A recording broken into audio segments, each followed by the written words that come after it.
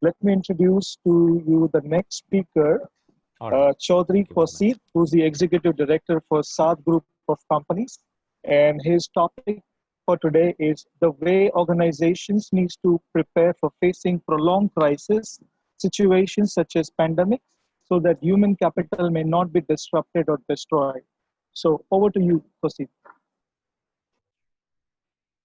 Good afternoon to all the panelists who are present here today. I've been listening to a lot of the sessions and very enlightening, I must say, and I feel extremely honored to be included in this panel. So thank you so much for giving me the floor. All right, so I will go straight into my session. Just a little bit about myself. I guess I'll try and cover that in about a minute. I'm currently working in South Group as Executive Director. It's a very large textile company, manufacturing and export oriented. I've been a corporate trainer of soft skills and organizational development and business process consultant for many organizations, multinationals, banks, UN. I have 20 years work experience in various sectors, banking, garments, textile, shipping, and I've also produced and hosted a lot of television programs as well. So I've worked in the media, and I also publish a lot of articles, and I also make video logs as well.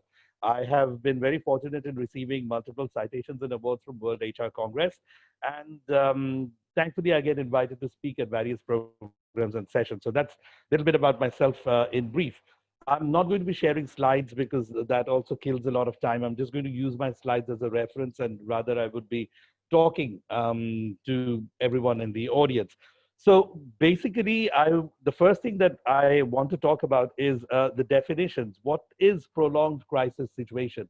So prolonged crisis is situations where companies go into disruptive mode, like they are not being able to properly function for anything between 2 months to 2 years, or permanently sometimes. So that's prolonged crisis situation.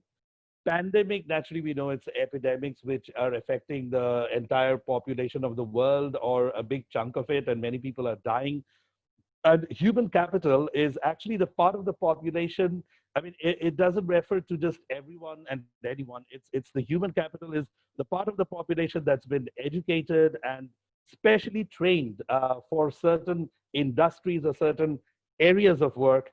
And they've already, it's not just that they've only been trained, but they're already working and they've gained the experience and expertise in a particular area of work, which actually makes them an asset, a valuable asset. So the question is that what are we seeing around us, and what's the level of preparation that we see that organizations are having? Currently, the level of preparation that many of the organizations are having is unfortunately rather on the low side. Because what are we seeing all around us? What we see is that thousands of organizations, and very big ones and holding very big prestigious brand names, they are laying off and retrenching people by large numbers. We are finding a lot of organizations asking people to voluntarily declare themselves as redundant.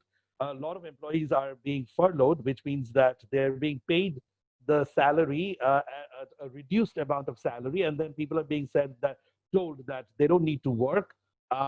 They just need to sort of stay away. They are going to be paid a reduced salary, and after a few months, the job will get dissolved. There are lots of employees who are continuing to work, but they're working at half pay or 60% of their previous salary.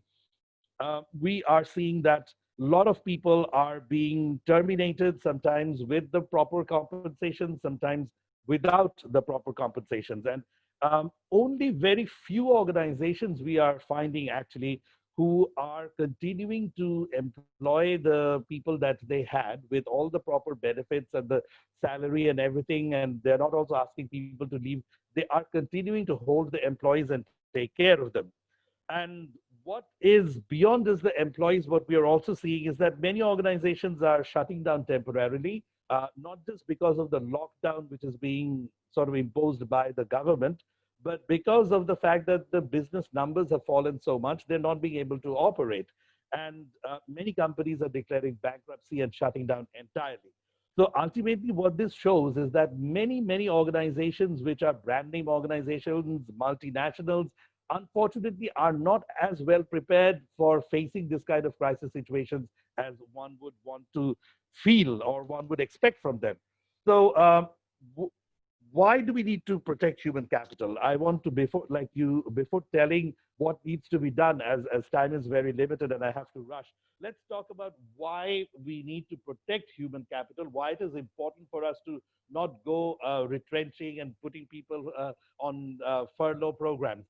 First and foremost, what we need to understand is that people who are being furloughed or retrenched are people who've been in the company possibly for a year or for a few years. Some people have been around for maybe 10 years or longer. Now, what this means is that the organization has actually spent a lot of time in training these people up. That does not just only include programs into which these people have been plugged and where they actually sat in a classroom and took notes. It means that these people have learned on the job. They've learned the culture of the organization. They know their job responsibilities. So a lot of time, effort, and resources have been invested into those people. So, I mean, research shows that even if you find a more talented person to replace another person, it actually takes nothing less than 6 months for the organization to start getting the same level of output. Sometimes, or if you want to get exceeding level of output, it almost takes 9 months from a more talented person. And if you get someone who is of the similar talent or a bit less talented, you're looking at a full year of actually grooming that person up to that same level. Now, imagine how much of waste the company is actually incurring because of that. Second, there is a tangible cost of time that is invested in training a person. Like actually, the person was put through various training programs and all. Just imagine the amount of time the cost of the trainer, the cost of the employees in the senior positions who spend those hours training that person. I mean, companies actually often don't do all the time accounting. There's a term. So people need to do time accounting in order to find out how much time, the worth of time has been invested on a particular person. And then the organization will understand that these people who are working in the company are actually more expensive than many machines. So they are important assets. So a lot of these important assets, the company seems to take the very first moment that a crisis hits. A lot of companies, unfortunately, think that the first place where the axe has to fall is on the people. So that is something that needs to get avoided. Third is you're not going to find the right people if you let go of the people the moment you're hit with a crisis or within a couple of months of the crisis. When the crisis is hopefully over in a few months or 6 months, and then you want to look for people, you're not going to be able to find the right kind of people for your organization. What is worse, and this is something that every organization needs to realize, most of the people that you've let gone off, what have they done? They've gone and joined your competitor. Or some of them got together and started small companies, which in 3 to 5 years' time is going to become your competitor. So just imagine you are actually digging your own grave. You are, at the moment a person leaves the company, they're actually taking you, no matter how many documents you make them sign. When a person leaves, the person is carrying away organizational secrets. They're carrying away personal secrets. They're carrying away secrets of the owners of the company, the bosses of the company. So basically, you are actually, completely exposing yourself, your secrets, your internal designs, the functioning mechanism. So if you think about all of these things, then you're going to understand that, you are actually damaging yourself tremendously by destroying or disrupting human capital. The last 2 points you need to understand, everybody needs to understand, is that there's a severe reputation loss as well, because reputation carries value. And when people go retrenching and furloughing, then other people all over the industry, the sector, the general people, they all have this negative perception about that company, that this is a company that just doesn't value its people. Somebody has worked 10 years, and then there is a 3-month pandemic, and the company has let go of that person. So that is something that is terrible. So the reputational loss that the company suffers ultimately goes and hits their share value as well. Now, the last one is that sometimes that legislatively, when you think that you're going to let go of people, certain countries make sure that the companies that are letting go of people have to actually give a lot of compensations as well. So if you are having to pay that much compensation to let go of the people, and you're also having the other kinds of losses, then in totality, the company is actually losing a lot more. So those kinds of understandings often escape the top management and the owners of organizations, and that realization has got to be there. Lastly, one needs to understand that it's not just the reputation loss, but there is going to be a motivation loss and a loyalty loss. That, I think, has to be emphasized as the biggest loss that an organization can have. Because when the company sees, many companies will think that, okay, I have gotten rid of XYZ and LMNOPQ. So A, B, C, D, E, F, G should be feeling very happy that we didn't get rid of them. But what ends up happening is that A, B, C, D, E, F, G starts looking for jobs elsewhere because they think that, okay, I survived this crisis. The next time, 1 year later or 1.5 years later, something else happens, axe is going to come and fall on me. So therefore, the loyalty, these people will not be working with the same degree of loyalty and dedication anymore. The people who are not axed in a pandemic or in a crisis situation, research shows that they start spending a significant amount of time, which they're supposed to be working on, actually looking for other jobs or looking for other opportunities. So just look at how many ways a company loses when they start destroying the human capital. So let's just quickly look at what are the things that company can do. I mean, and it's not just pandemics. I mean, what are the kinds of disruptions that can happen? There can be earthquakes, storms, cyclones, volcanic eruptions, diseases. So many kinds of things can happen. So we can't just say that, okay, this kind of a pandemic happens only once in 50 years. So nothing like this is going to happen. Like in Nepal, when the earthquake hit, and it took almost 6 months for a lot of organizations to rebuild.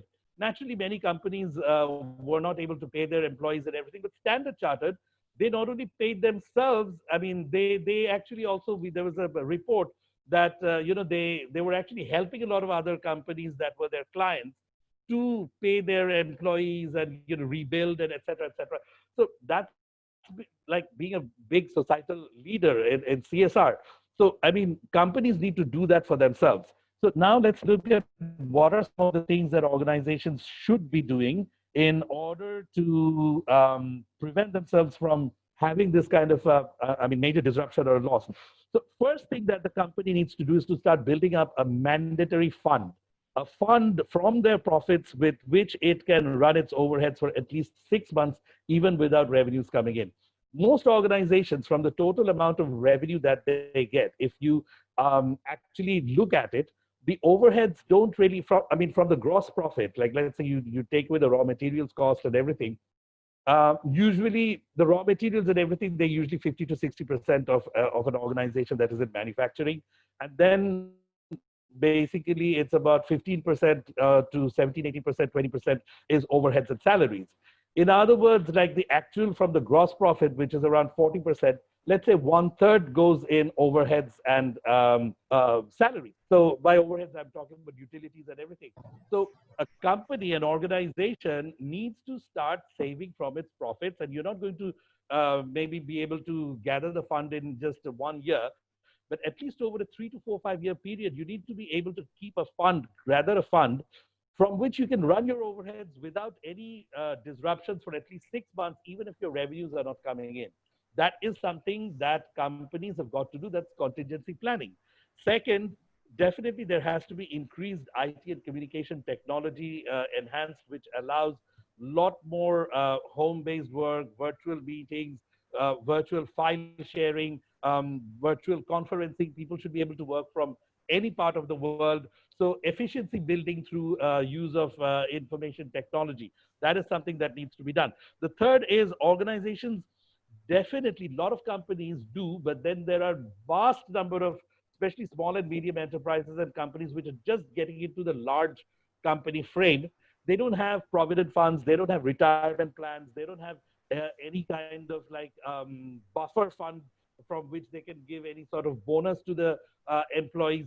So that has got to happen, because then, like, even if you're not making a provision for your overhead expenses for 6 months, but provident fund has accumulated, retirement plans have accumulated, then when a crisis comes, you can actually encash this and also I mean, generally, let's say if a person is working for 5 years, then the provident fund and retirement fund accumulates to a point where if the person is resigning, a person can walk away with 1 year's salary. So basically, if this kind of funds are actually accumulated in interest-bearing accounts, then definitely that can come to a big use when this kind of pandemic situations strike.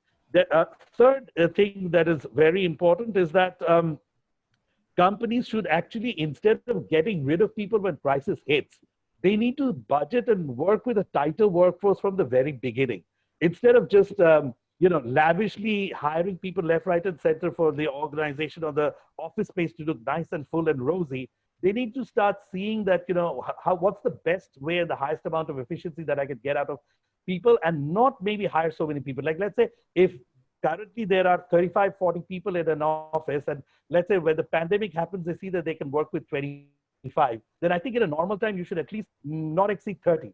You need to budget people's actual job responsibilities, the time they're taking, their efficiency, and then assign those responsibilities in a more proper and appropriate manner, so that if a crisis happens, you're not required to sack 10 people.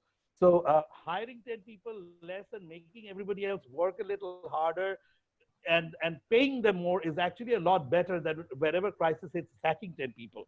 And then we need to go for just a couple of more points. Okay, so insurance for employment is definitely another thing that we need to look at. There has to be like insurance schemes put into place where a certain amount of the salary, total salary that is given, is put in as a premium to the insurance company to cover the company in a time of pandemic or crisis. So these are some of the fundamental policies that an organization needs to adapt in order to insulate themselves against the loss of human capital. So over to you, Asif. Thank you. Thank you, sir. Thank you. Just one question I have for you. Sure. It shows, do we lost everything in COVID-19 and no savings there or profits made for such survivals? Is the stories are right? Pardon? There was a little bit of sound disruption. Can you just come again? I repeat that again. Do we Yeah. lost everything in COVID-19 and no savings there or profits made for such survivals? Are these stories may not be the right? Okay, no, actually, you have all kinds of stories. You have stories where a lot of companies have completely lost their income and no profit, no revenue is coming in for the last 4 or 5 months, 6, 7 months for some companies, like in certain countries that got hit from February, January. But there are also companies which are like in delivery services, in IT-based, like online shopping, and those kind of companies have made a lot of money, actually. So you have the whole spectrum. Right. So you have companies that have gone bankrupt, that have got no profit, and you've got companies like Amazon that have almost increased their monthly earning by 35 to 40% because more people are at home. And then the food delivery service profits have actually gone up by 60 to 70% because everybody is ordering pizza and everything online. So those are like Food Panda is double their size now in 4 or 5 months. So these kind of things, you have all the stories over there. But we need to, but the success stories are a few. The majority of the people are the ones who are suffering in pain. So that's why the presentation is targeted towards taking care of more people, more companies who are in the lower end of the spectrum who are suffering. Thank you so much, Mr. Chowdhury. Thank you for your time.